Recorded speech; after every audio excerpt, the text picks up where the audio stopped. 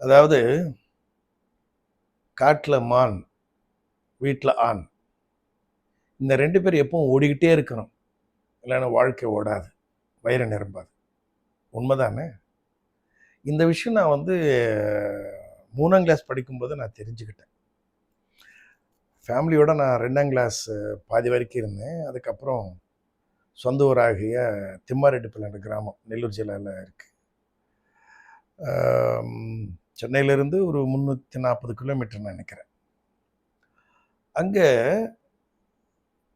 எனக்கு ஆ இந்த பாத்ரூமில் பெரிய தொட்டி இருக்கும், பெரிய பானைகள் 2 இருக்கும். ஒரு பித்தளை குடம் எடுத்துக்கிட்டு கிணத்துக்கிட்ட இருந்து தண்ணி மொண்டுக்கிட்டு அது ஃபுல்லாக நிரப்பணும் நான். நிரப்பினா தான் எனக்கு பழைய சாதம். அப்புறம் மத்தியானம் பள்ளிக்கூடத்துலேருந்து வந்த உடனே ஒரு திண்ணை மேடு இருக்கு. அங்கே மேலே ஏறி இந்த நல்ல மறுபடியும் அடுப்புக்கான விறகு நான் வெட்டணும். வெட்டின பிறகு தான் எனக்கு மதியம் சாப்பாடு. அப்போ புரிஞ்சிடுச்சு எனக்கு. சாயங்காலம் இப்படிதான். இந்த மாடுகள் தோட்டத்திலேருந்து வீட்டுக்கு வரும்போது அங்கே அந்த சாணியை நான் எடுத்துக்கிட்டு கொண்டு போய் அந்த எருக்குழியில் போடணும்.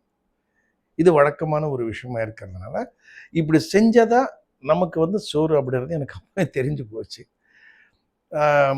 அதனால நான் எடுத்த முடிவு தான். இனிமேல் நம்ம உழைச்சதான் சாப்பாடு அப்படின்னு எனக்கு அப்பவே தெரிஞ்சு போச்சு. அந்த ஊரில் 5ஆம் கிளாஸ் வரைக்கும் நான் படித்தேன். அதுக்கப்புறம் 5ஆம் கிளாஸ் படிக்கும்போதே நிறைய எல்லா விஷயங்களும் எல்லாரும் இருந்தும் யாரும் இல்லாத மாதிரி தான் என்னோட வாழ்க்கை இருந்தது. சில நேரங்களில் உடம்பு சரியில்லைன்னா எனக்கு யாருக்கிட்ட போகணும், யாருக்கிட்ட சொல்லணும்னு கூட தெரியாது.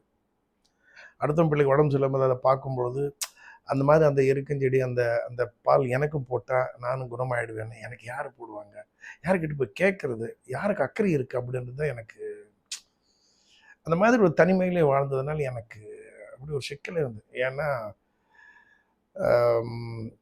அப்பா அம்மாவுடைய குடும்ப சூழல் ரொம்ப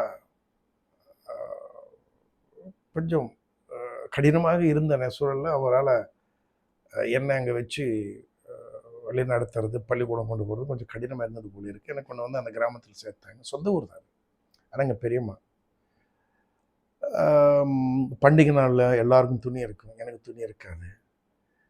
மத்தியானம் எல்லாரும் வீட்டில் கறிச்சோறு இருக்கும், சாப்பிட்டுட்டு இருப்பாங்க. மத்தியான நேரத்தில் தெருநாய் கூட இருக்காது. ஒரு மையானம் போல் அமைதியாக இருக்கும். ஏன்னா பண்டிகை முடிஞ்சோன்னா மத்தியானம் எல்லாரும் வீட்டில் ஆடு, கோழி இதெல்லாம் நிறைய சந்தோஷமாக இருப்பாங்க. நானும் சந்தோஷமாக தான் இருந்தேன். எப்படின்னா காத்துட்டு இருப்பேன். அவங்கெல்லாம் சாப்பிட்ற வரைக்கும் நான் காத்திருக்கணும். பசி பயங்கரமாக இருக்கும். நாய்க்கு கூட அப்பப்போ இடையில கொஞ்சம் சாப்பிட்டு அந்த எலும்பு துண்டு கிடைக்கும். எனக்கு அப்படி கிடைக்காது. வெயிட் பண்ணணும். என்ன அவசரம் அப்படின்னு ஒரு வார்த்தை மட்டும்தான் கேட்கும். பசி தாங்க முடியாது. அப்போ நான் நேராக அது குறுக்கோடையில் போயிட்டு எல்லாம் தேடுவேன். எங்கே யார் பார்க்குறது, யாருமே கண்ணில் தெரிய வேண்டிய எல்லாம் வீட்டில் சந்தோஷமாக நல்லா சாப்பிட்றாங்க இல்லையா. 10th படிக்கும் போதே எஸ்எஃப்ஐயில் அந்த நெல்லூர் டிஸ்ட்ரிக்ட்லேருந்து எஸ்எஃப்ஐ அப்போ தான் ஆரம்பமாச்சுன்னு நினைக்கிறேன். சிபிஎம் பேஸ்டான ஒரு ஸ்டூடெண்ட் ஃபெடரேஷன் ஆஃப் இந்தியா அப்போ தான் ஆரம்பத்தில் இருக்குது. அவங்க செய்கிற சில அந்த ஸ்பீச் எனக்கு ரொம்ப தாக்கத்தை உண்டு பண்ணிடுச்சு. ஏன்னா நான் அந்த மாதிரி ஸ்ட்ரகிள்லேருந்து வந்ததுனால அது என்னமோ எனக்கு ரொம்ப நட்பு உண்டாயிடுச்சு. இப்போ அவங்களோட நட்பு அப்படியே இருந்தது. அப்புறம் மறந்து போயாச்சு. நெல்லூர் போன பிறகு என்ட்ரி ஆகிடுச்சு. சர்வோதய காலேஜில் படிக்கும்பொழுது அந்த மக்கள் உள்ளே வரும்போது அவங்க ரொம்ப ரொம்ப ஏதோ ஒரு தனி குடும்பம் மாதிரி எனக்கு தோணிடுச்சு. அவங்களோட இருந்தேன். நிறைய பாடல்கள், கத்தாருடைய பாடல்கள் நிறைய அந்த அந்த இயக்கத்தோடு எனக்கு கொஞ்சம் தொடர்பு இருந்தது. நிறைய பாடல்கள், நிறைய வசனங்கள், நாடகம் எப்படி அப்படின்றதெல்லாம் கற்றுக்கிட்டு இந்த பாவப்பட்ட ஜென்மங்களுக்கிட்ட போய்ட்டு கிராமத்தில் அவங்களுக்காக நிறைய பாடல்கள் பாடுறது, அவங்களுக்கான ஒரு விழிப்புணர்வு நாடகம் போடும்போது இந்த மேல் தரப்பு மக்களெல்லாம் நமக்கு எதிராக சொல்கிறாங்க அப்படின்னா எங்களை அடிக்க வருவாங்க. நாங்கள் ஓடி வரோம். 2 பேர் எங்களை துரத்துவாங்க. ஊர் மக்கள் ஒரு பக்கம், அப்புறம் போலீஸ்காரங்க ஒரு பக்கம். இங்கே எங்கே தப்பிச்சுட்டு போகிறது எங்களுக்கு தெரியாது. ஆனால் போலீஸ்காரங்க கிட்ட மாட்டினாலே அவ்வளோதான், தோல் உரிச்சிடுவாங்க, கை கால் முறுக்கிடுவாங்க, அவ்வளோதான் சொல்லுவாங்க, லாடம் கட்டுவான்னு சொல்லுவாங்க. இங்கே அப்படியே வேறு. அவங்கள கொண்டு போயிட்டு ஜெயிலில் போடுவாங்க. மக்கள் எல்லாம் ஓடி போயிடுவாங்க. அப்புறம் எங்களுக்கு வந்து ஒரு சாப்பாடு, நல்ல டீ, பழம் இதெல்லாம் வரும். எங்களுக்கு ஒன்றுமே புரியாது. எல்லாம் சாப்பிட்ட பிறகு சந்தேகத்தில் நாங்களும் கேட்போம். சார் என்ன சார் எங்களை அடிக்கவே இல்லை, நீங்கள் பாட்டு சாப்பாடெல்லாம் போடுறீங்க, வேறு ஏதாவது பிளான் வச்சுருக்கீங்க எங்கள் மேலே? சார் நாங்கள்லாம் அப்படிலாம் பண்ணல, நல்லது தான் பண்ணுறோம் அப்படின்னு சொன்ன உடனே, அது எங்களுக்கு தெரியும்டா, நீங்கள் நல்லது தான் பண்ணுறீங்க. ஊரில் சில மக்களுக்கு அந்த பிடிக்கல. அவங்க கிட்டேருந்து உங்களை காப்பாற்றுறதுக்காக தான்டா நான் வந்து இங்கே கொண்டு வந்து வச்சுருக்கேன். இல்லைன்னா உங்களை அடித்து துவைச்சி எடுத்துருவாங்க. நீங்கள் நல்லது தான் பண்ணுறீங்க அப்படின்ட்டு சொல்லி காலையில் ஒரு 4:30 அந்த மணிக்கெல்லாம் எங்களை வந்து ரிலீஸ் பண்ணுவோம். நான் கிளம்பி போயிடுவோம். இப்படி தான் போயிட்டு இருந்தது. அதுக்கப்புறம் 82ல் 83ல் நினைக்கிறேன். என்னமோ தெரியல, அங்கே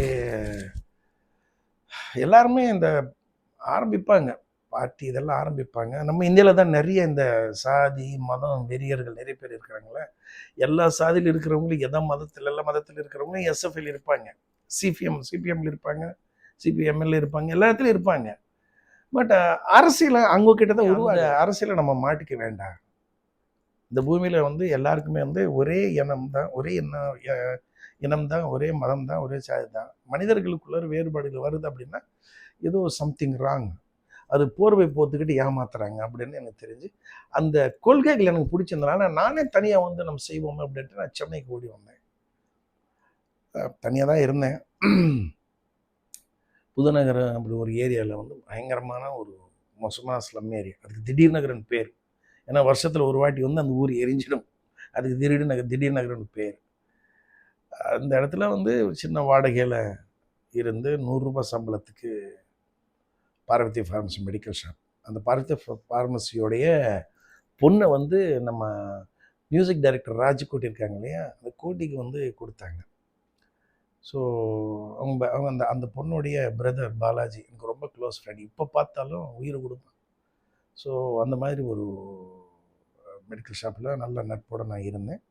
அப்போ வந்து ரொம்ப என்னை புஷ் பண்ணிகிட்டே இருந்தேன். ஜெயராவ் நீ நல்லா நடிக்கிற, நீ நல்லா இருக்க, நீ நடின்னு சொல்லி எனக்கு ஒன்றுமே புரியாது. நடிக்கணுமா, நமக்கு அது ஈடுபாடு இல்லையா, நம்ம சமூக சேவகம் தானே, சமூகத்துக்கு ஏதாவது செய்யணும்னு சொல்லிட்டு அந்த புதுநகரில் இருக்கிற குடிகாரங்களெல்லாம் மாற்றிட்டேன், கஞ்சி அடிக்கிறவங்களாம் மாற்றிட்டேன். அங்கே சில ஏரியாவில் ப்ராஸ்டியூஷன்லாம் நடக்கும், அதான் யாருன்னு சொல்ல மாட்டேன், அதெல்லாம் நடக்கும். சின்ன பசங்க ஸ்கூலுக்கு போகாமலேயே வந்து இந்த மங்காத்த ஆடிக்கிட்டு இருப்பாங்க. அப்போ சாயங்காலமானால் வந்து குடிச்சிட்டு ஒருத்தனை மட்டும் 4-5 பேர் வந்து உருட்டுக்கட்டை எடுத்துக்கிட்டு அடிக்க ஓடுவாங்க, மண்டை உடைப்பாங்க, பிளேடால் கீறுவாங்க.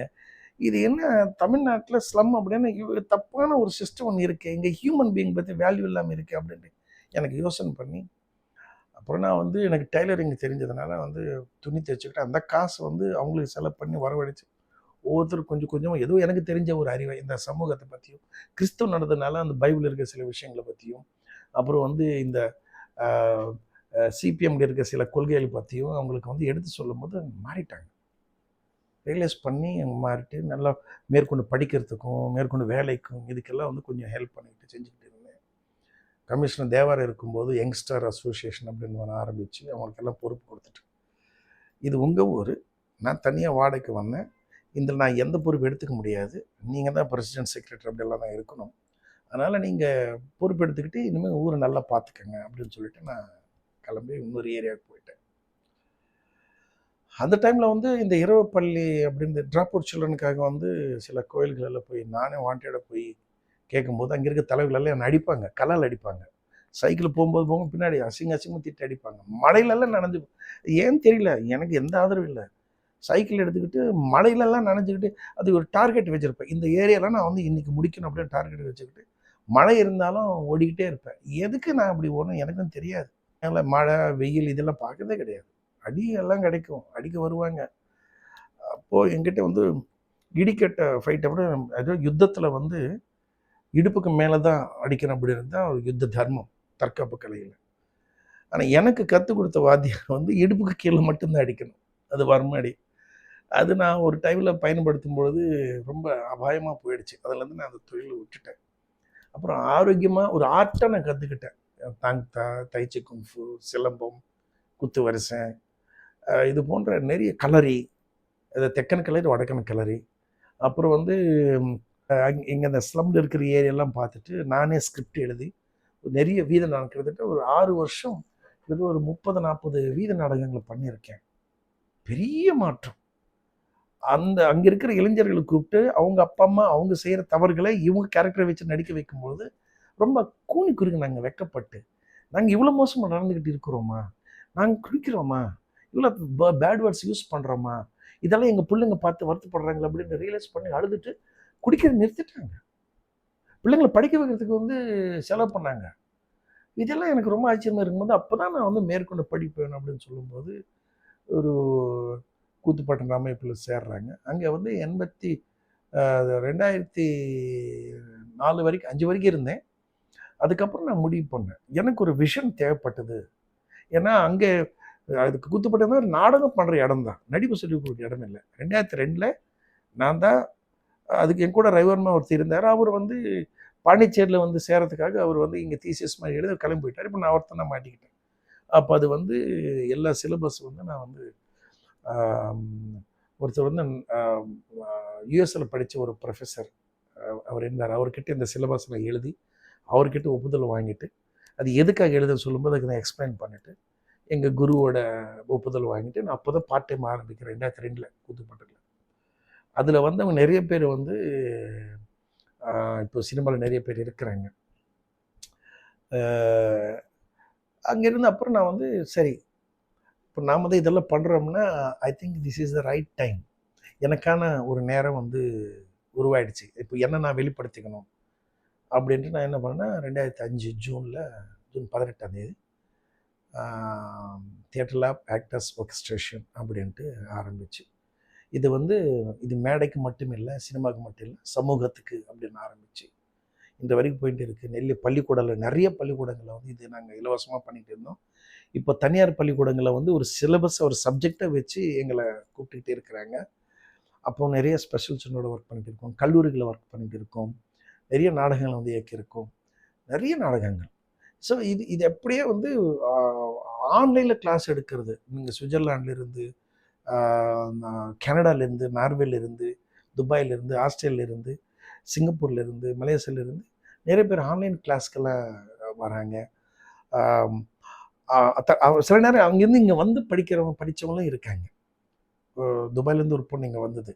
இங்கே வந்து படிச்சுட்டு இங்கே இருக்கிற ஒரு ஆதார் கார்டு, இந்த நம்ம இந்தியன் நேஷனாலிட்டி ஆதார் கார்டெல்லாம் வாங்கிட்டு அவ்வளோ வெறியில் வந்தது.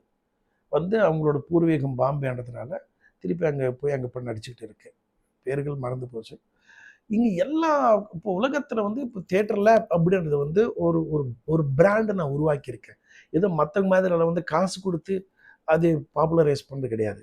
இதோட வேல்யூஸ் மக்களை புரிஞ்சுக்கிட்டு சில இடத்துல வந்து புருஷபாகத்தில் வந்து மிகப்பெரிய கோயில் பூஜாரி, இந்த அஸ்ட்ராலஜி படிக்கிறவங்க, நியூமராலஜி படித்தவங்க, அவர் வந்து தான் பிள்ளை வந்து நான் வந்து தியேட்டர் லேபில் போய் சேரணும் அப்படின்னு சொல்லும்போது ஒரு வருஷம் வந்து அட்டமெண்ட் இருக்கும்போது சரி வாடா அப்படின்னு சொல்லிட்டு இங்கே வந்து பார்த்துட்டு இப்படி திரும்பி பார்த்துட்டு, சார் நான் வந்து புருஷவாகத்தில் வந்து பெரிய கோயிலில் பூசாரி, நிறைய வந்து பேர் வைக்கிறதா இருக்கட்டும், சரி ஜாதகம் பார்க்கறது இருக்கட்டும், நான் எக்ஸ்பர்ட்டு, நம்ம இந்த தொழில் போதும் மேடம், எதுக்கு அங்கே போகணும்னு சொல்லிட்டு நான் வந்து இங்கே வந்தேன். இந்த இடம் பார்க்கும்போது தெரியுது செம்ம பயங்கரமான பாசிட்டிவ் வைப்ரேஷனோட இருக்குது. ஃபஸ்ட்டாக நான் இந்த மாதிரி பார்க்குறேன். ஐ திங்க் என் பையன் வந்து சரியான இடத்த தான் தேர்ந்தெடுத்திருக்கான். அவன் இங்கே தான் படிக்கணும் அப்படின்னு சொல்லிட்டு போகிறான். அப்படின்னா நான் இதை விளம்பரத்துக்காக சொல்லலை. பிகாஸ் எங்கே போனாலும் நெகட்டிவ் வைப்ரேஷன் அதிகமாக இருக்குது. இங்கே என்கிட்ட வந்த மாணவர்கள் உலகத்தில் வந்து ஒரு ஒளியாக மாறணும் அப்படின்னா அவனை எப்படி வழிநடத்த வேண்டும், ஒரு பாசிட்டிவ் ஐடியாலஜி கிரியேட் பண்ணுறதுனால பாசிட்டிவ் வைப்ரேஷன் எல்லாருக்குமே கிடைக்கிது. அது புரிஞ்சுக்கிட்டுங்க வந்து உலகத்தில் வந்து பிரமாதமான ஒரு ஆளாக மாறி இருக்காங்க. புரியாதவங்க இன்னும் கஷ்டப்பட்டுக்கிட்டே இருப்பாங்க. திருப்பி வந்தாலும் அவங்களுக்கு புரிய வைக்க வேண்டியது என் வேலை, தியேட்டரில் கூட வேலை. அதுக்கு தான் ஜெயராம்ன்றவன் இதுதான். அவன் சமூகத்துக்காக பிறந்தான், சமூகத்துக்காக வாழ்ந்துக்கிட்டு இருக்கிறான். அப்படின்னா ஆண்டவன் அப்போவே சின்ன வயசுல இந்த 3ஆம் கிளாஸ் படிக்கல நீ தனியாக தானே வரணும் அப்படின்னு சொல்லியிருக்க. எனக்கு யாருமே வழிகாட்டி இல்லைங்க, எனக்கு நான் தான் வழிகாட்டி. அதனால பெற்றோர்களுக்கு வந்து பிள்ளைங்களை மேலாம் பயப்படாதீங்க. அவன் எங்கே கெட்டு போக மாட்டான். இப்போ சினிமாவில் இருக்கிறவங்க கெட்டு போய் இருக்கிறாங்க, லெஜெண்டரியாக மாறி இருக்காங்க இல்லையா. அவன் வந்தாலே ஒரு செலிபிரிட்டி அவனுக்கு பாராட்டுறீங்க இல்லையா. உங்களால் கண்டுபிடிக்க முடியல, அவன் என்ன ஆகும் கண்டுபிடிக்க முடியாமல் உன் ஆசை தான் அவன் மேலே போட்டிருக்கேன். நீங்கள் போன பிறகு அவங்க காலத்தில் வந்து அவன் நாளைக்கு கஷ்டப்படுவேன்ல. முடிஞ்சு போன உங்கள் காலத்தோட எண்ணங்களை அவன் மேலே திணிக்கும் போது அப்போ நாளைக்கு எதிர்காலத்தில் வந்து எப்படி அதை வந்து தாங்கிக்கிறது, எப்படி அதை பிடிச்சி முன்னாடி போகிறது. உங்கள் பேச்சை கேட்டுக்கிட்டு இருந்தா உங்கள் பயங்களை நிறுத்திட்டு அவன் அவன் வழியில நீங்க வந்து கொண்டு போங்க. நிச்சயமா ஒரு நாள் வந்து பெரிய ஆளா வருவான். பயப்படாதீங்க.